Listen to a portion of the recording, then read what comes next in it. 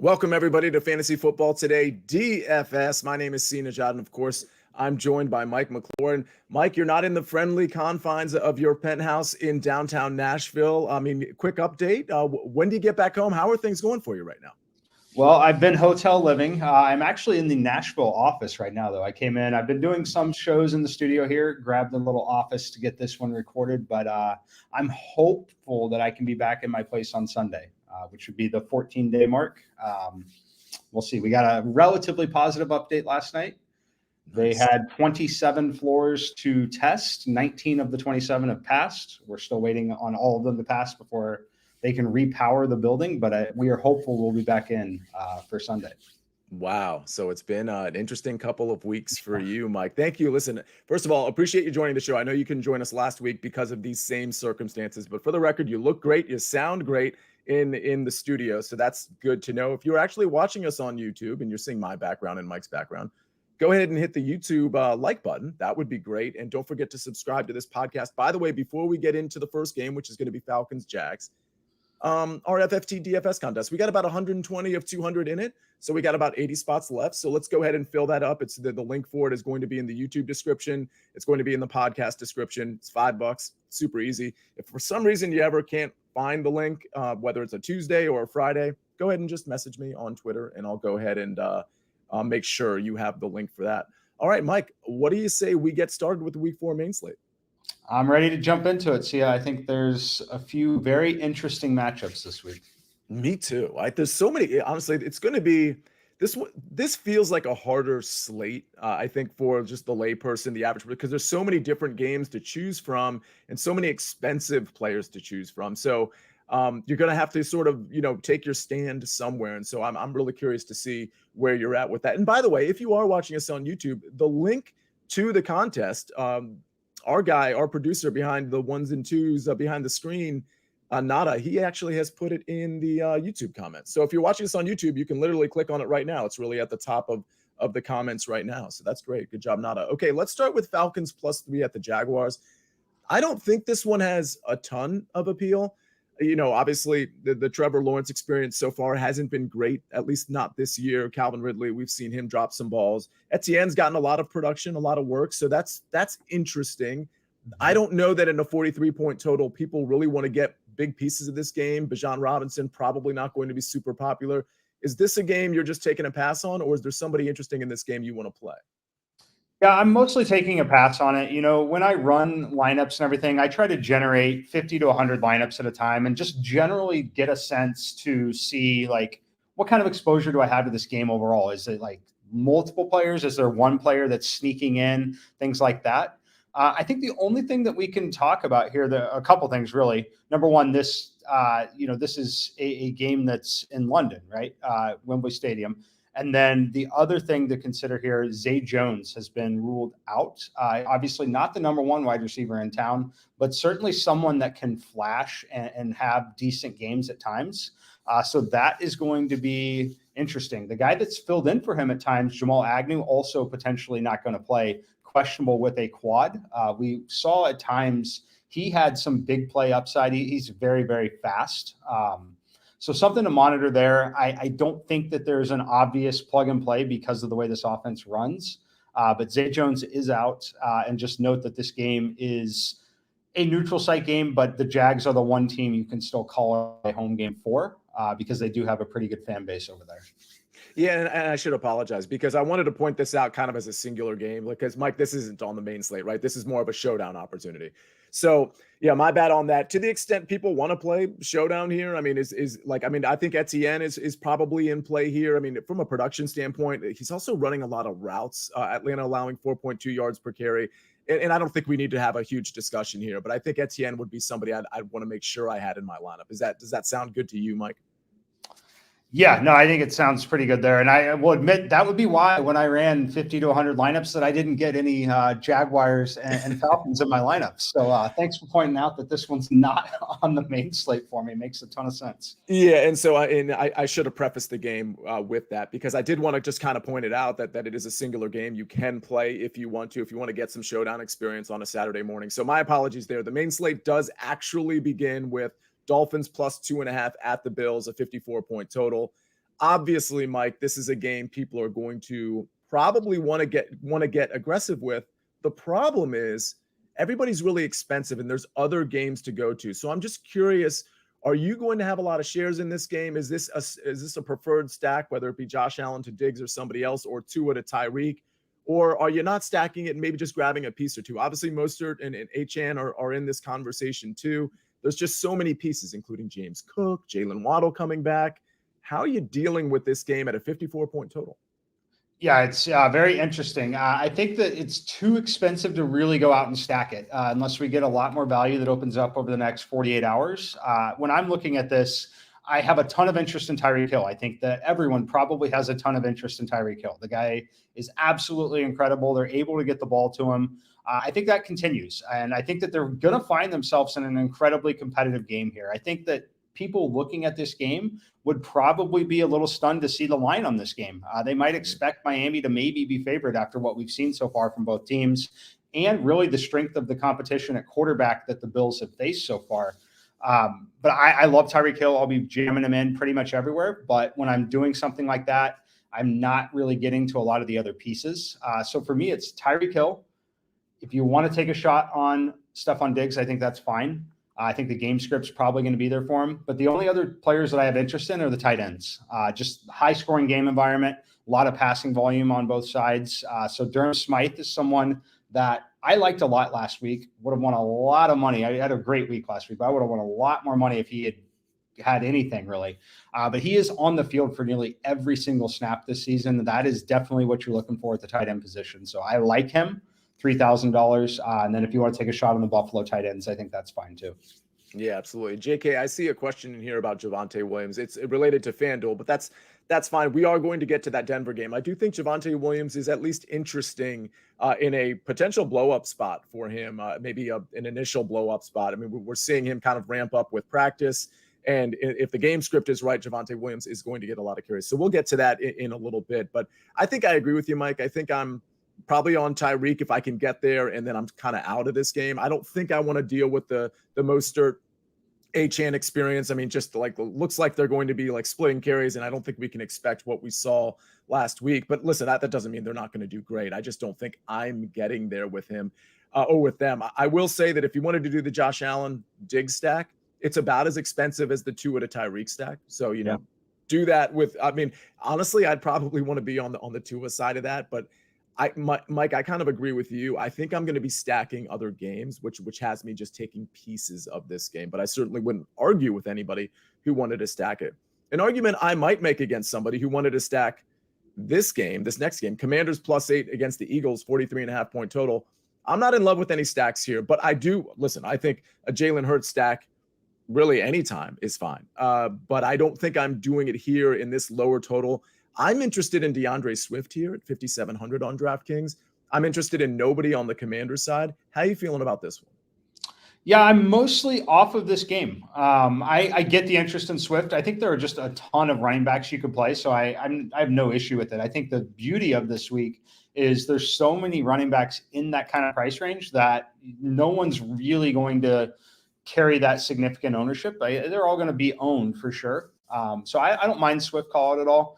I could take a shot a little bit with Dallas Goedert if you need a tight end. Again, a position that's relatively weak overall on this slate. Again, we don't get Travis Kelce here. They're not on the main slate. So the tight end position overall takes a pretty big hit. So if you want to bet on the Eagles, a team that should be winning here, I don't mind that. But overall, I'm mostly off of this game, other than I think you could take some shots with, frankly, either defense.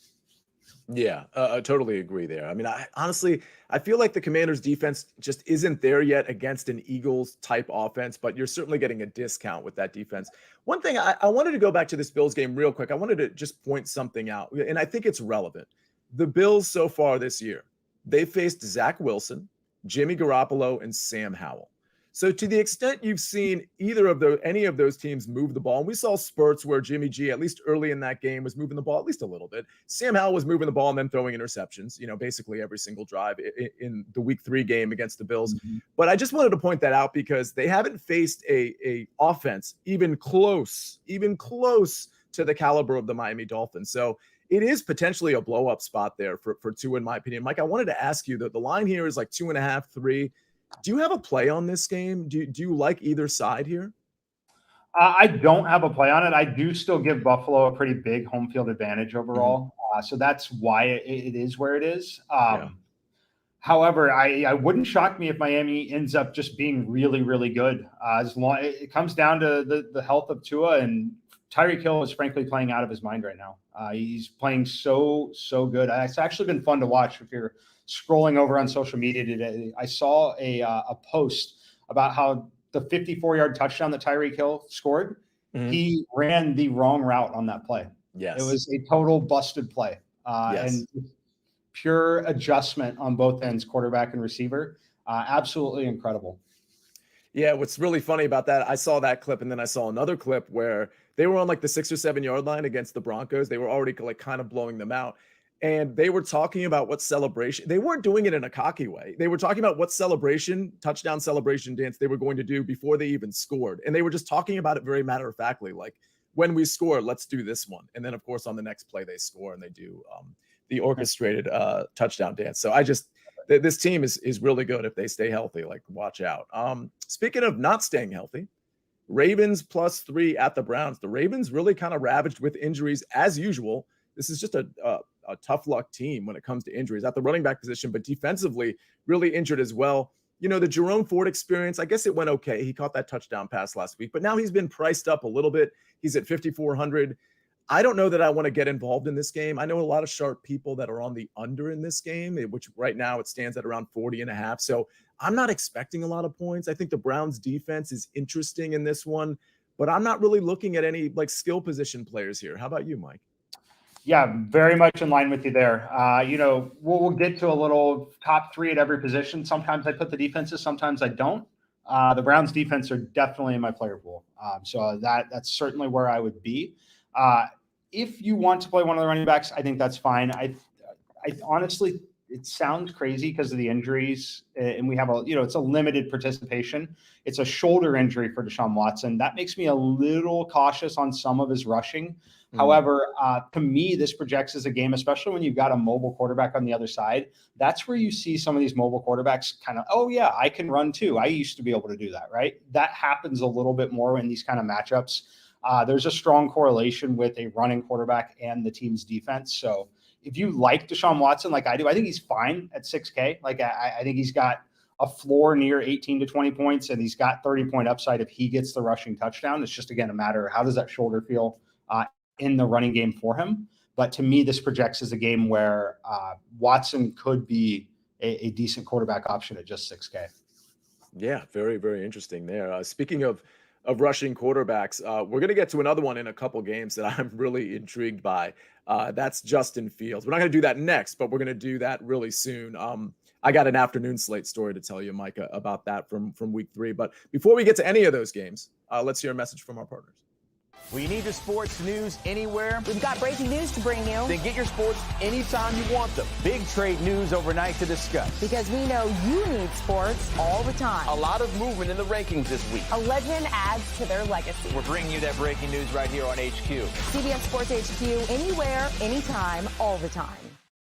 We are back here on FFT DFS.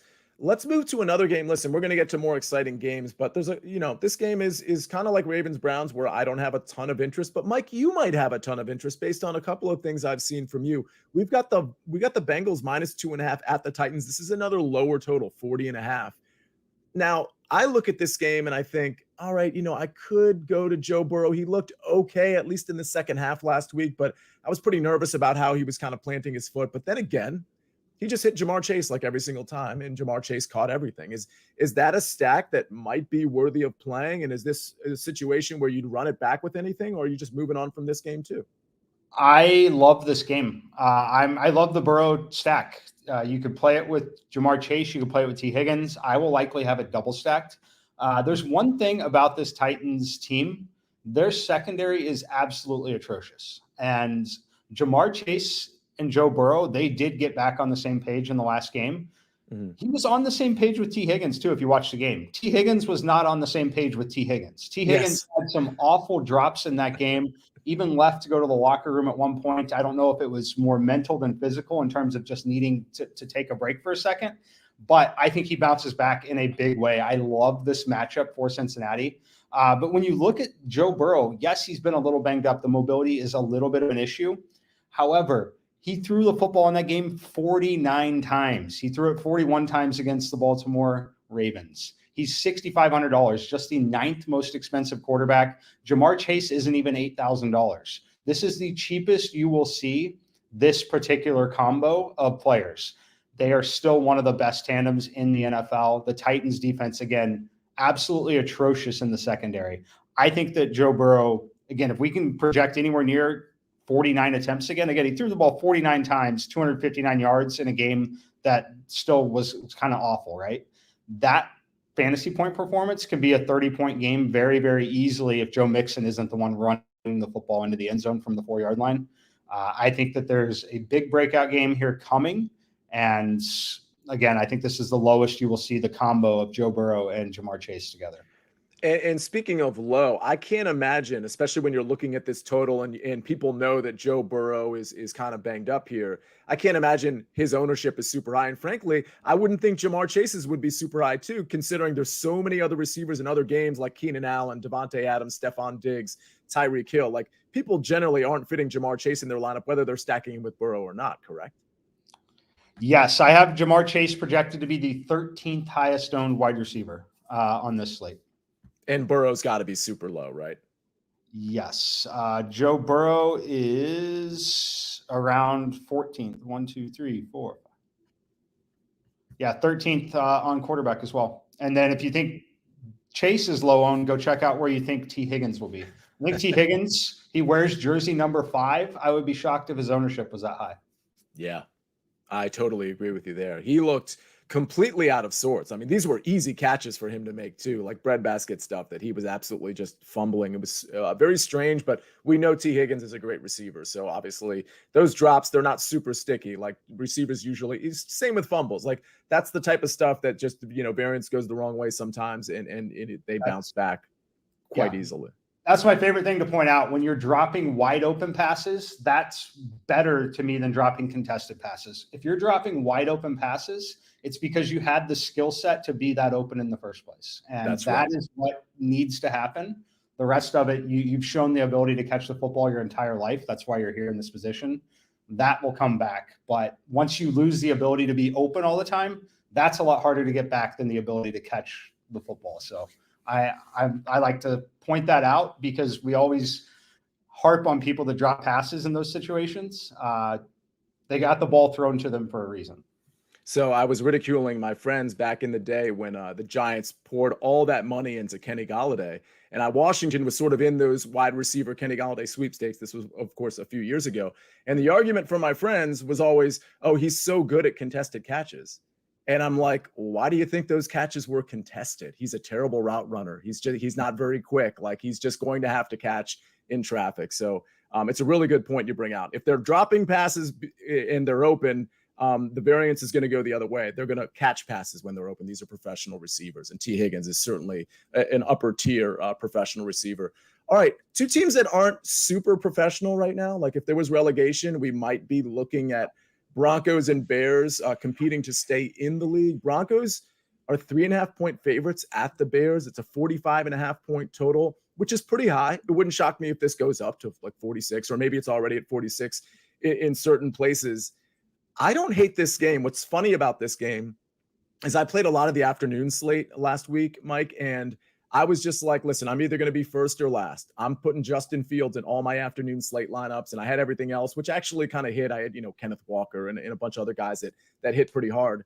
But of course, I ended up finishing close to last because Justin Fields was all kinds of bad. And so I'm just curious here, would you take the chance if you were doing, let's say, I don't know, people out there doing 10 lineups, would you take the chance to put like Justin Fields in one or two of those lineups, thinking to yourself, all right, well, it's the Broncos who just let up 70 points. And if Justin Fields was ever going to have a good game, it would be here. Or do you just not waste that money? You go to the Justin Herbert stacks or the Tua stacks somewhere else, or the Burrow stacks. I would probably not play Fields personally. Is he going to have one big game this season? For sure. He had 47 rushing yards there. He had 59 in week 1. Like, it's possible that we see the game where he has 100 rushing yards and a touchdown, which if he does that, he pays off his salary no matter what he does with his arm. However, I like Joe Burrow too much. He's not going to play him. I think more people will play Justin Fields still. Mm-hmm. So I'm going to be off of it. I think it makes a little bit of sense. I think this game will be very competitive back and forth. I think that it's frankly a good breakout spot for Fields and Russell Wilson on the other side. I think that they both could have some success here, which is why I think you see a total, you see these lower tier teams like this right now, you would expect a total around 41, 42. Mm-hmm. It's pretty telling here. I think they're both going to have success moving the ball. So if you like Justin Fields, you want to be there for the week that he erupts here, I think that this certainly could be it. It's also a spot where he's playing at home. I think you have to consider that, right? Chicago fan base, not very happy right now. If he's going to have that emotion, he played on the road at Tampa, on the road at Kansas City, so he hasn't had to deal with it as much there. He should mentally be ready to go in this spot. I think that he looks to run more. So I don't hate it. I'm not going to do it, but I don't mind it at all. So there's a couple pieces in this game that I think on the Broncos side are certainly viable, especially against this deplorable Bears defense. I mean, they can't defend the run. They can't defend the pass. They put no pressure on the quarterback. I mean, listen, if you want to do a Russ stack, more power to you. Like, I'm not going to do that, but honestly, I wouldn't even argue with it if it was like a third or fourth stack you wanted to throw in there, because he was targeting Courtland Sutton a ton. Now, Courtland Sutton lost 2 fumbles, which is kind of strange, but I don't think like they're going to give him any less snaps than he had last week. And he's really been a target monster for Russell Wilson. So whether you're stacking it or not, do you like Courtland Sutton in this somewhat high scoring game at 5,300? And also Javonte Williams, it does seem like an opportunity for a sub 6,000 running back like Javonte Williams to kind of put himself back on the map, which he's desperate to do. He definitely is desperate to do. The short answer is I like both of them. They're both playable. I'm probably more interested in playing them as individual pieces rather than trying to stack with Russell Wilson. Sure. Having said that, though, it's not going to shock me at all if Russell Wilson has his best game of the season here. Has 3 touchdown passes. I think he could definitely do it. So I think this game is truly stackable on both sides. I think for me to really get there, I'd be needing to play, 20 plus lineups. Then I would definitely have game stacks here. As far as Javonte, I think that this is a very interesting spot for him. I've been wanting to see more work out of the backfield catching passes. We saw that a little bit in week 1 against the Vegas Raiders. 4 catches on 6 targets. The yards weren't there, just 5 yards. Just not what you want. However, I think he still has a ton of upside in that, and I think that this is a matchup where we could see that. So if you don't love a couple of those running backs in that 5,500 to 6K range, which there are like 6 of them that are playable this week, I think Javonte is a great call out there. It does feel like a spot, and this is credit to JK who had the question earlier in the chat. Again, if you're new to the chat, just know that our FFT DFS contest is up at the top of the chat. It's also going to be in the YouTube and podcast description, but hit the like button as well. But yeah, I just think, listen, we saw, you can't sort of transfer one thing to the other. Like the Miami Dolphins offense is obviously like a lot different, but the way Achane and Mostert ran against this I guess that was against the Broncos, but the way teams are running against this Bears defense, it just seems like a situation for Javonte to break out. So I think I'm going to be hopeful that even if he doesn't get the passing work, that he gets the touchdowns and he gets the yards. A game where I'm not expecting a ton of touchdowns and yards. This is the next one. It's another 40.5 point total. Buccaneers at the Saints. It looks like it's going to be Jameis Winston as opposed to Derek Carr. I'm really not interested in anything Jameis Winston related. I'm curious if you are, given that he's only 5,300.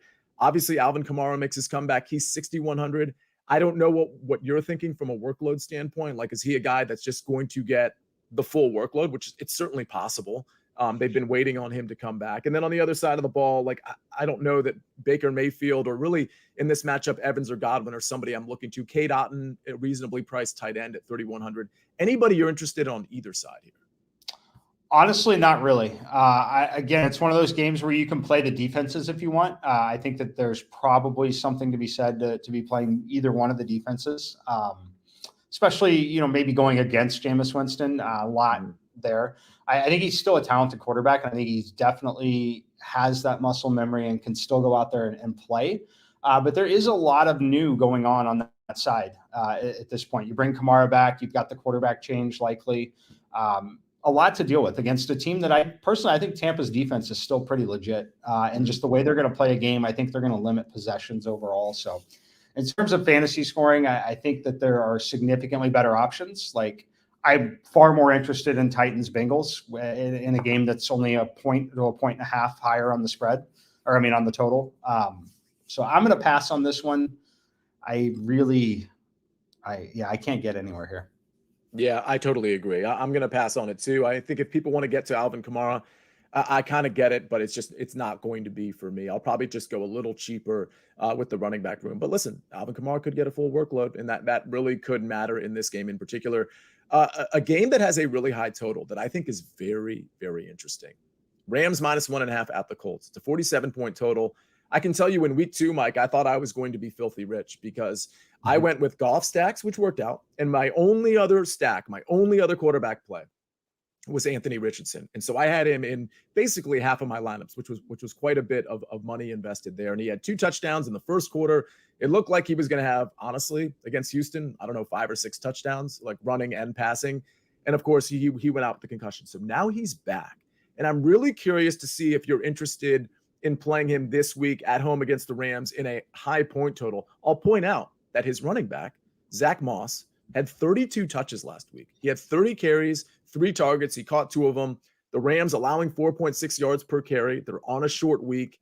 It does seem like Moss might get fed, but then I kind of want to do the Anthony Richardson thing again. And oh, by the way, Michael Pittman is getting a ton of targets. Cheap options like Josh Downs getting a ton of targets. I feel like there's a lot of ways you can go here, including the other side of the ball with Matthew Stafford, Puka Nacua, and Tutu Atwell, and even Kyren Williams. Seems like there's a lot of different ways to stack this in a nice environment in Indy.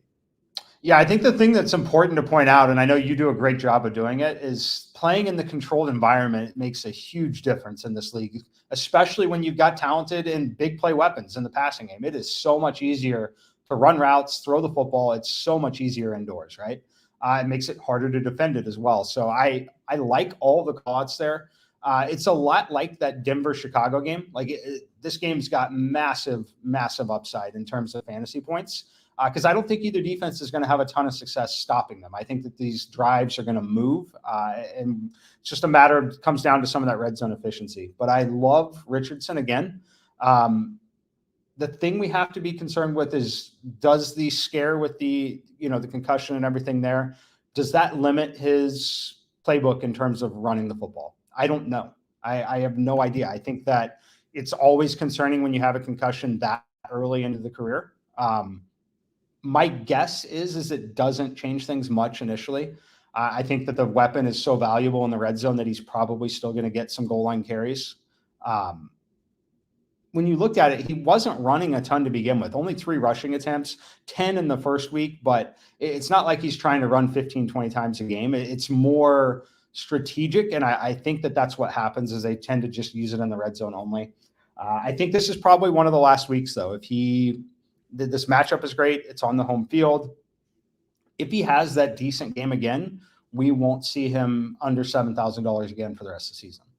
Yeah, totally agree with that. I mean, he's an absolute beast, extremely hard to stop. And by the way, the last game, I think I referenced Javonte Williams as 5,700 on DraftKings. He's actually 5,500.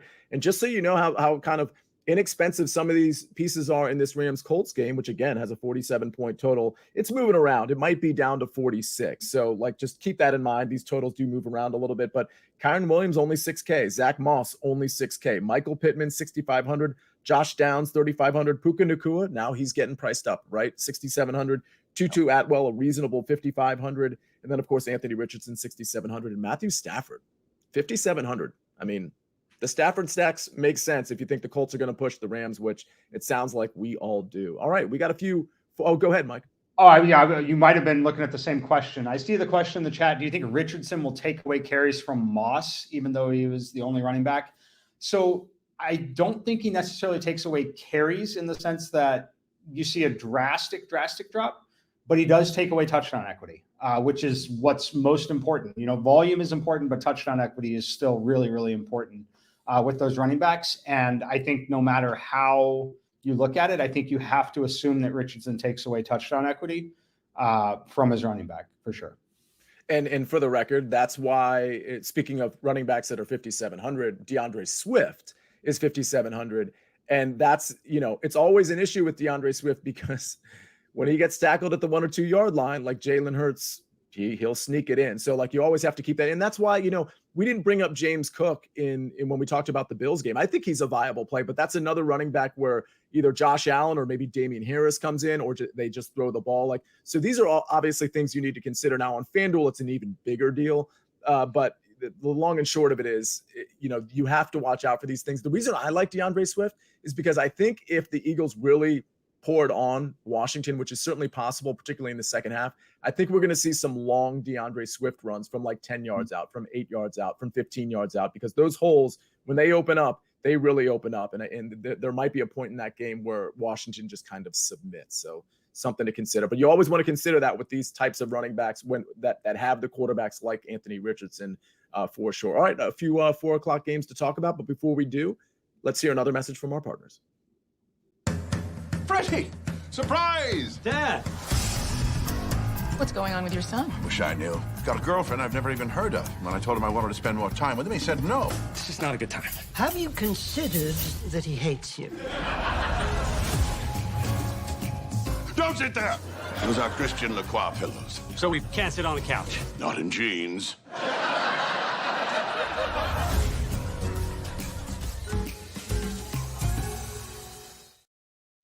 All right. Well, this week for Main Slate, I think one of the biggest attractions, listen, there's a couple games that obviously have high totals. And one of them, of course, is that Bills-Dolphins game that people are going to be paying a lot of attention to. However, it's this game, the Raiders plus 5.5 at the Chargers it's creeping up almost. It's getting towards 50. We have 48.5 here, but it's 49.5 in some places it's looking like. So this is a game that I think is going to be more palatable for people to stack. And it's because there are some cheaper pieces that I think people are really going to gravitate to, like a Josh Palmer, for example, with Mike Williams out for the season.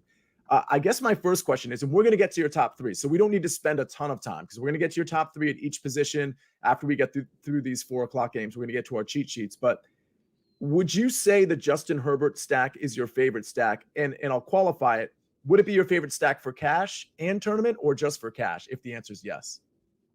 I personally, mine is Burrow. No matter what, I'm playing Burrow in cash. But it would be right below it. It's Herbert. I'm going to have a lot of it. I'm going to have a lot of this game mixed in. But I like it a lot. I think it's either one. It should be one or two for you for sure. So my next question is, and then I mentioned this on the Tuesday show, which Megan Schaup joined us for. I liked the idea of just whether it's cash or not, cash or tournament. Granted, in tournament, it's a little chalky, but I liked the idea of just doing, let's just talk in the context of cash, of doing Justin Herbert to Keenan Allen and throwing Josh Palmer in. And I know from a cash game perspective, the old school thought is, you don't want to stack too much in cash games because, you don't need to do that in cash. And we've, on this show, we've kind of come around to the notion, well, actually, that's not really true. Over the last couple of years, we have been stacking. Would that be overreaching in cash to have that double stack, Mike? Definitely not. Definitely not because of the price points as well. Palmer's just 4K. Palmer's a piece that, frankly, can be in any of your lineups. I think that if you got a piece like that at 4K and you're likely, like say you're playing lineups that aren't Justin Herbert lineups, you're probably considering playing Josh Palmer in those lineups already. Mm-hmm. If that's the case, you're playing him in the lineup that you've got as quarterback as well. And I know that you're not trying to necessarily win a tournament with a cash game, but if you're playing Justin Herbert at that salary, you are betting on him having a pretty big day. And unless you think all the touchdowns are going to Keenan Allen, you definitely need an additional weapon.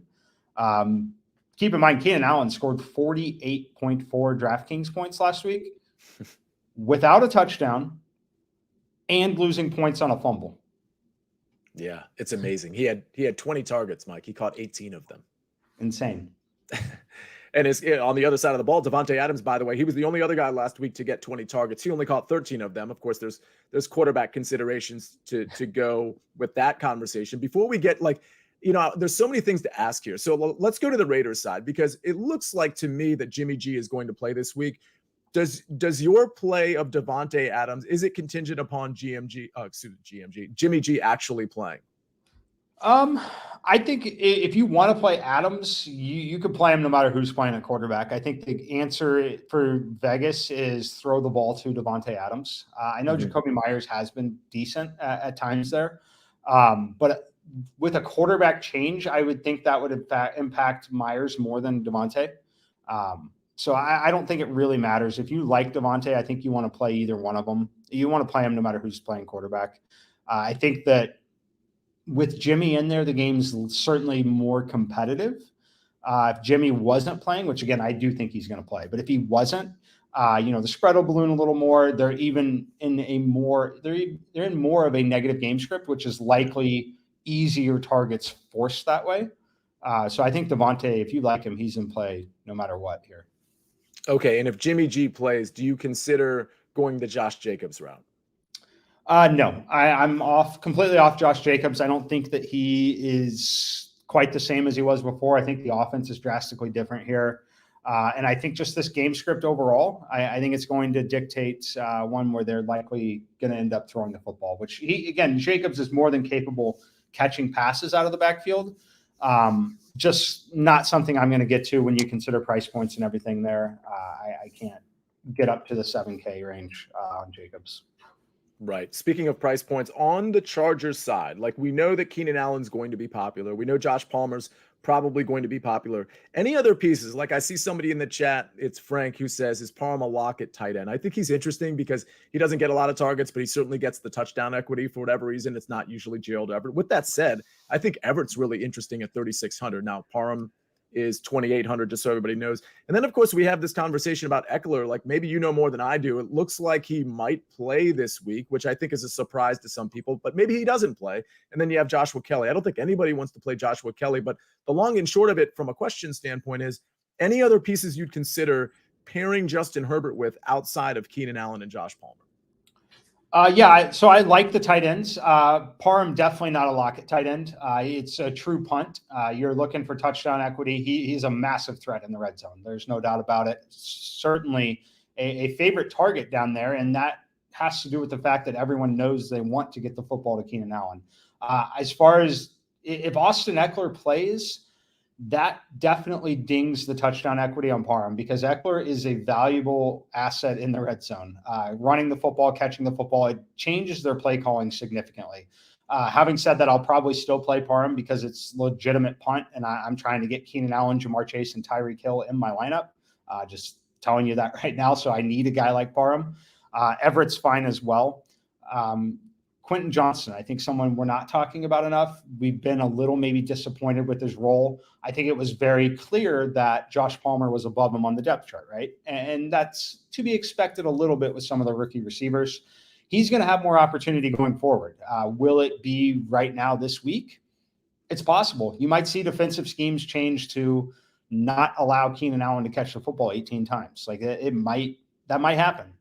So I think there's definitely merit to playing Johnson. I think there's Palmer, either one of the tight ends.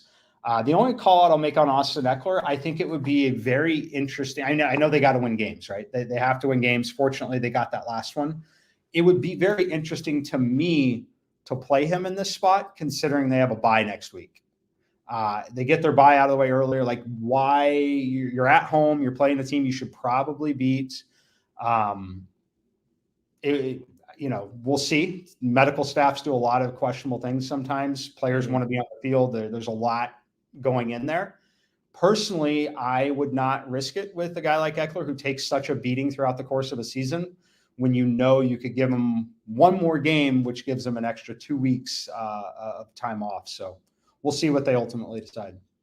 Yeah, absolutely. I think we can move on from that. There's just so much you can do with that game, and I know it's going to be super popular. And I do think Jacoby Myers is worth a look. Maybe you're bringing two guys back, and Josh Jacobs. I mean, he would be contrarian, right? Like people aren't playing Josh Jacobs, right? Okay, correct. So there's something to be said for that too. So just keep that in mind. All right, let's go to. We got two more games. One of which is really interesting from a DFS standpoint, in my opinion. It's the Cardinals plus 14 at the 49ers. We're looking at around a 44, 45 point total. Listen, the Cardinals are pushing back now, even though this is a 14-point spread. I don't think there's any sort of perception on Kyle Shanahan's part that they're going, they're going to have to take their foot off the gas in the third or fourth quarter because it's going to be such a blowout. That might be the case, but to me, it seems like all systems go for 49ers to the extent you want to play guys in DFS. And, it kind of reminds me of what I would want to do with a typical Chargers game, which is like a Justin Herbert Eckler stack. And I just like bottle up all of the points through the running and the passing game. I'm not doing that this week for the Chargers game, but I kind of think Purdy and CMC stacks are in play, whether it be afternoon slate only or maybe on the main slate. Are you interested at all in that? I don't mind it. On the afternoon slate for sure. Full slate, I don't mind the Purdy stacks. I like the McCaffrey call out if you want to make that spend there. I'm probably still going to spend on wide receiver a little bit more. But the one piece that I like in this game, honestly, I like George Kittle a lot. The price point, 5,100 on George Kittle. He's a guy that at some points was routinely up as high as 6,500.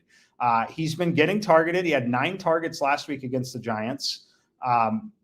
Hasn't landed in the end zone here yet. I think he's got some of that upside here, especially if this game somehow gets a little more competitive. But I think the game could be a little more competitive because I think we could see the play calling change a little bit if Deebo Samuel doesn't play in this game. When there are 14-point favorites like this, Deebo Samuel, again, the mission for San Francisco is Super Bowl or bust. You've got to keep a guy like Deebo Samuel healthy.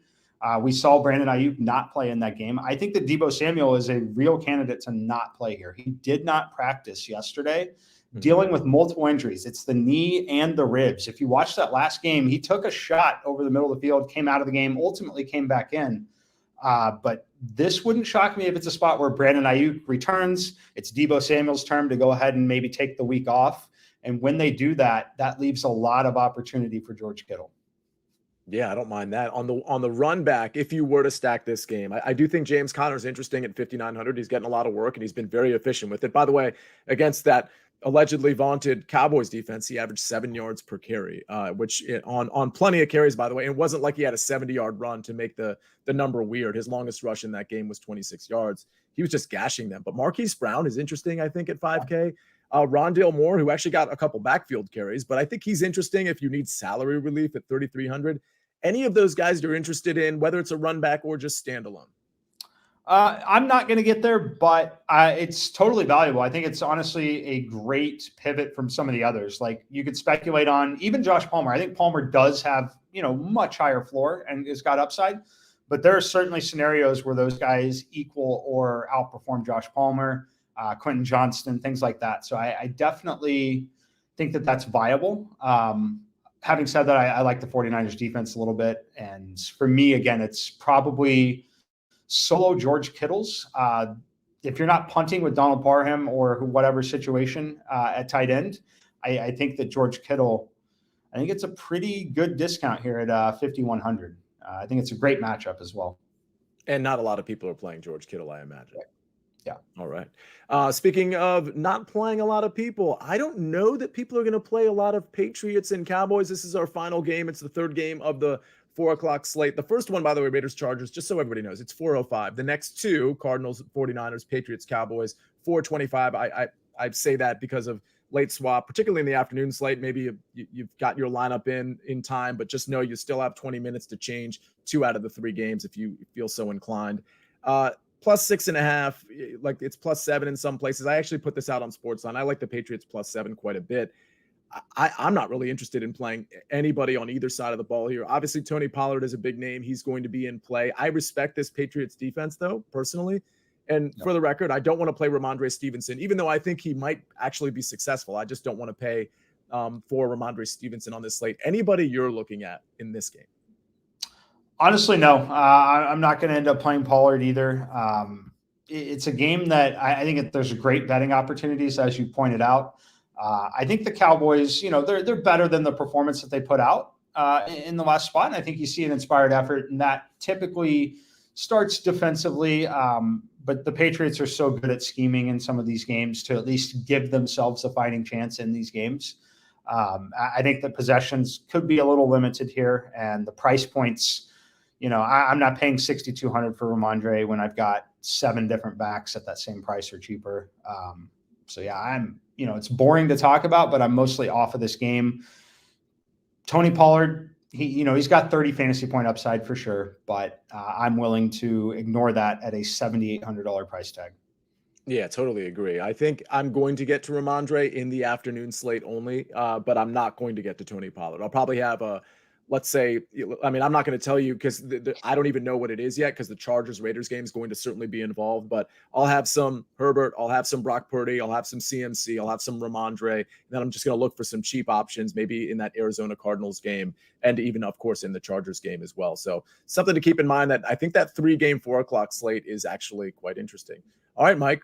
We've gotten to the point where I think a lot of people are always curious about. They want your top 3 at every position. So let's start at the quarterback position. Who are your top 3? All right. And I have just changed one of them at one position, but quarterback, it's going to be Joe Burrow, Justin Herbert, and Anthony Richardson. Again, I'm very big on Burrow. I think he played fine in that last game. I think a few drop passes and touchdown variants at the goal line certainly impacted his score. So I love how often he's throwing the football. Justin Herbert, what's not to love? Great matchup against the Vegas Raiders.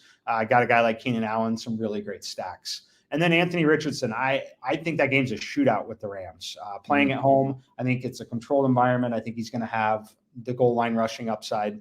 So I like him a lot. Wide receiver, it's big names, but I love them, and I'm going to play them all. Keenan Allen, Jamar Chase, Tyreek Hill. It is possible to build lineups with all 3 of them in your lineup. You could legitimately have, 40 targets with those 3 players. Probably pretty likely close to 40 targets in the passing game. So Keenan Allen, not much to say there. He's going to get targeted. Now that Mike Williams is out, it wouldn't shock me if he breaks the record for the most receptions in a season in the NFL this season. Jamar Chase, way too cheap, way under-owned. Titans secondary, absolutely atrocious. Tyreek Hill doing his thing. Don't need to say much there. Tight end right now, it's Donald Parham Jr. Just an absolute punt. Presence in the red zone. That's what we're looking for is red zone touchdown equity with a cheap tight end. George Kittle, talked about him a little bit just recently there. I like this matchup for him. I think Deebo Samuel sits. I think that changes the game plan a little bit. And then Chigakonkwo for the Titans. I think the Titans are going to find themselves in a game script where they have to throw the football. Also natural bringbacks to my Burrow to Chase stacks. And defense, I don't normally fill it out, but I do like the Cleveland Browns. Let me ask you this, because I didn't get to it. On those Chase stacks, is Chig the only bring back for you? Are you considering I don't even know, Treylon Brooks, I don't know if he's healthy, but when we have Derrick Henry, would it be just a really cheap bring back in that situation, or have you considered other bring backs there? Just the tight end position with Chigakonkwo. Otherwise, I'm not going to look to bring it back. I'm mostly just going to focus on that isolation of Burrow to the pass catchers and kind of fill in with other games, because I don't necessarily think this game shoots out, but what I do think happens is Burrow gets his 3 touchdowns, likely 2 to Chase or 1 to Higgins, whatever it may be. I think he has success that way. I don't know that, I think Burrow could have this kind of game while the team just scores 24 points, right? I think it could be a 24-20 win. Game just slightly goes over, but he still has a great fantasy day is what I'm looking at here. So I'm not interested in bringing it back. I think that Derrick Henry, because it's a home game for the Titans, I think they run with Derrick Henry a little more. Okay. And I'm not sure, you might have skipped the running backs, and maybe I'm wrong, but if you did, it's my... I got excited with the pass catchers. Running backs, Miles Sanders, injury tag, too cheap. I think that he's going to have some of the opportunity. We'll have Bryce Young back. I think Sanders gets leaned on a little bit there. Kyron Williams, again, I think that game's a shootout. I think he's got some upside in the passing game, honestly. If you look at the targets he's been getting in the passing game, now you're again in that controlled environment, a shootout with the Colts. And then Alexander Madison. Madison is someone who has drastically underperformed expectation in terms of when we look at expected fantasy points and expected some of those situations. He's definitely due for a little touchdown regression. I think that Madison is someone going forward, I think has a big game in him, and it could be this week. All right. And then honestly, you're kind of convincing me with all the Kyron Williams and Colts talk that I'm going to have to throw some Stafford lineups in there and some Stafford correlations and bringing it back. There's so many good bringbacks, whether it's Zach Moss or Downs, or of course, Michael Pittman, and of course the Anthony Richardson stack still in play in that game as well. Let's do our cheat sheets. I'll start. I've got this is going to sound familiar. We've talked about a lot of the stacks we like. So, If you think this is too chalky, I get it. Move on to another stack that we like. We just mentioned Stafford. We mentioned Anthony Richardson, Joe Burrow. I kind of like the Tua stack to Tyreek Hill. So there's a lot to choose from. My favorite is going to be Justin Herbert. It's a Keenan Allen. And my value, oh, by the way, it's another Charger, 4,000. So I'm going to obviously have these double stacks in play in a lot of my lineups, including my cash game lineups. Chalk, it's going to be DeAndre Swift at 5,700. I'm hoping not only does he gobble up all the yards and Gainwell kind of takes a back seat like he did last week, but also that DeAndre Swift gets in the end zone. And frankly, I'm expecting that, particularly in the second half when things potentially get blown a little wide open against my Commanders. My contrarian play, it's Javonte Williams at 5,500. I think this is the game for Javonte Williams, so I'm going to put my money there. And my fade, I'm actually going to go against Mike on this one. It's going to be fading Miles Sanders. This is me really just fading Carolina in general, especially when Bryce Young is the quarterback. It'd be a completely different conversation on that Carolina game if Andy Dalton was the starter, and it's looking like it's going to be Bryce Young. So guys like Adam Thielen, they're still in play, of course, but they'd be much more in play for me. DJ Shark, much more in play for me if Bryce Young was not starting. But I do want to point out both of those guys, pretty cheap. DJ Shark in particular at 4K, certainly viable if you want to go cheap there. All right, Mike, your cheat sheet.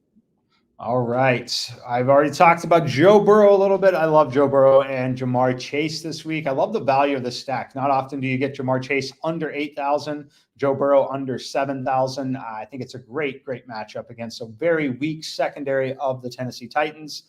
Value play, we're going to list Donald Parham here, 2,800. It is a legitimate punt with one of the best stacks. If I'm going to play Burrow and Chase, I want to get as much possible exposure to Justin Herbert still as I can. One way to do that is to punt a very weak tight end position. My chalk play, Keenan Allen, 20 targets, caught 18 of them, 48 or whatever. Yeah, 48 fantasy points without a touchdown. We're not expecting that again, but I do think the floor is insanely high. The highest floor of any player in the National Football League this week. Love it. Contrarian play, T. Higgins. We talked about this earlier. Anytime you've got a player who wears a single-digit jersey number and his ownership is likely to be there or lower, sign me up. I like this spot for T. Higgins. I think he will not be owned at all. I'm talking like I think it could be as low as 2 to 3% ownership on T. Higgins. I think he's got massive upside. And then I'm going to fade Tony Pollard. I think it's a price point play. You see that I want to play Chase. You want to play Keenan Allen. I like Tyreek Hill. It doesn't leave a lot of room. There's cheap running backs out there. So I'm going to fade Tony Pollard against a pretty good New England defense that is typically very good at limiting possessions in football games. So I'll fade Tony Pollard.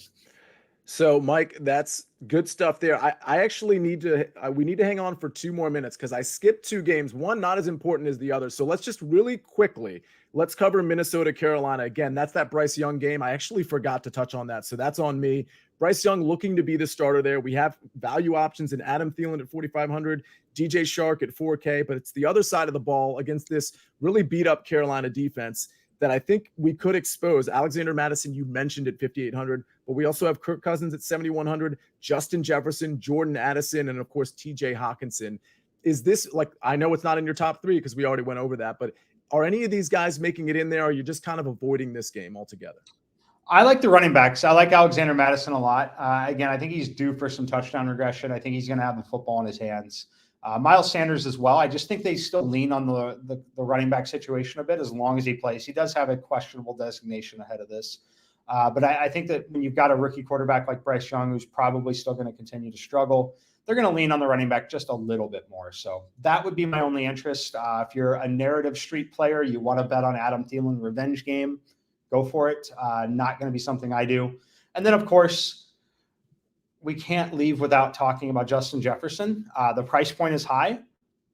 The ownership is not. It's not going to be high. Tyreek Hill, Jamar Chase even, and that's is going to be higher than him probably. But Keenan Allen and just the stacks, the way people want to go, I don't think Justin Jefferson's going to be owned. And it's very possible that he has multiple touchdowns in this game. Yeah, and it could be, listen, this is one of those situations where if he's low owned, it really is a good situation to maybe peel off of one of those guys that you jammed in, like a Tyreek Hill, and just hope it goes to Waddle. And then you got Justin Jefferson in while everybody else is playing Tyreek Hill. So those are some things to consider there. And I honestly think a Kirk Cousins stack is in play too. This Carolina defense super beat up. Listen, it's not going to be the first or second stack I get to, but it's certainly in play. 2 Jefferson, you can double stack it. Hawkinson's a little expensive, but Addison not so much. Osborne not so much. You could bring it back with an Adam Thielen or a Miles Sanders, depending on how you think that game's going to go with Bryce Young. And then finally, Pittsburgh at Houston. This is only a 41.5 point total. Pittsburgh's favored by 3 going to Houston. I don't have a lot of interest in here other than Tank Dell at 4,600. I think he's always interesting. He's just such a target monster. I don't think I'm doing the CJ Stroud stack thing against Pittsburgh, although I don't think that's a terrible play. On the way back, I'm not interested in any of the receivers for Pittsburgh other than Calvin Austin at 3,300. We know he can get deep. We know with Deontay Johnson out, he's going to continue to get some targets. Any pieces in this game, whether it's salary relief or stack potential that you like? No stacking, but I'm glad you mentioned Calvin Austin. That's the piece that I have interest in. I think it's a fine pivot from guys like Josh Palmer, Quentin Johnston, things like that. I think Calvin Austin is a one-off, is a decent call out. We've seen at least 4 targets in every game, 6 targets in week 1 and week 3. I think they're going to be in another competitive football game. So I like that call out a little bit. All right. Well, I think we covered the 2 that I missed. So sorry about that. And that's why you got to listen to the whole show. Sometimes I screw up, but that's going to be our show. If you have any questions, obviously go ahead and message me. No problem. Hope you enjoyed the show. And I hope that you've registered for our FFT DFS contest. At this point, there's probably 70, 60 spots left. Hopefully some people joined in the middle of our show, but every week we do the same contest and we always have it out by Tuesday. So make sure you click on that and enjoy. And of course, we'll recap the top lineup like we do every Tuesday for our recap show coming up just in a few days. Mike, thanks for joining us. Hopefully next time I talk to you, you'll be back at your place. I hope so. All right. This is Fantasy Football Today, DFS. We'll see you next week.